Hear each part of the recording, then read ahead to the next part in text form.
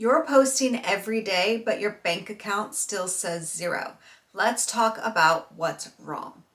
See, the first thing is that social media sites are designed for engagement, not designed for sales.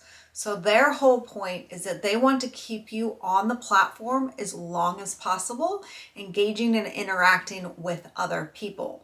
So if you are selling them something off of that platform, so taking them to an external link, you're taking people off that platform versus keeping them on the platform and selling. One exception to this would be like TikTok Shop, where you're staying on the platform to shop. But any other general content, if you're selling courses or ebooks or anything like that, as soon as that person leaves the platform to go buy your product, it is reducing their engagement on social media, which is not what that platform wants. So what do we do so that we can still utilize these? Because that's where we are finding all of our traffic these days and where we want to market to our customers. But how do we utilize these platforms so that we can convert our potential customers into sales? I'm going to break that down for you. So posting content doesn't guarantee reach and conversions for you. And likes and followers don't pay the bills. So what do we do so that we can make sure we are spending our time wisely creating content if our end goal is to make a sale of whatever product or course that we have? This is where you need to have a strategic plan as to what your content is going to do and how you can take your potential customers through that funnel journey system so that they understand what it is you have to offer and then purchase when they're ready. So let's break that down. So in order to not post randomly, we need to have a thought out strategic content plan. And there's 3 different pieces to this that you need. So you need the attraction piece or the engagement piece. You need that piece that is going to go out there, get views, and bring in the followers to you. So attract people in that don't know who you are and bring them into your world. So that is one piece of content, but that piece of content doesn't normally turn into sales. So then the step from that, so that's like if we think about a funnel, that's the top of the funnel piece of content. So from there, once they're following you, whether they actually follow or they just continue to see your posts as they scroll through the feed, you have other content up there that is designed to nurture them. So this is value content. You're teaching them something. They know that they have a problem that they've been trying to solve, and you are giving them information on how to solve this problem. So that is value content. So content like that doesn't normally bring in a lot of new followers, but it's important for this journey because it helps them get to know, like, and trust you. So that's the second piece of content, type of content.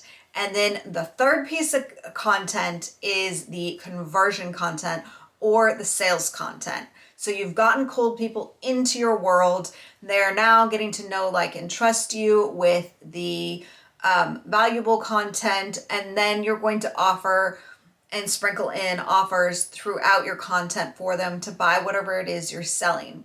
You have to make sure not to oversaturate this type of content because people don't want to be sold to. When they're ready to buy something, if they feel like they've gotten enough value from you and feel like they can get even more value if they spend their money, that is when they're going to convert into a customer for you. So again, to recap, you need the attraction engagement content, you need the nurture content, which gets them to know, like, and trust you, and then you need the sales content as well. So if you're posting every day, it would be a good idea to post one of each of these types of content daily, or if you're just posting a few times a week, spread that out throughout the week. So you want to focus on whatever platform your ideal customer is on. Figure out where they're hanging out, where you most comfortable, that's probably where they're at, and then come up with a 30 to 90 day plan of content for these 3 different buckets so that you know that you're rotating through all 3 of them and not just heavily focusing on one. Because a lot of times the mistake that people will make is they'll either make most all sales content where they're just spamming people sales, sales, sales, and people get turned off by that content. So if you have followers in your world, they might not be interacting with you if that's all you give them. And so then you're never converting them because you're never actually showing them value in your content and giving them a reason to trust you and buy from you.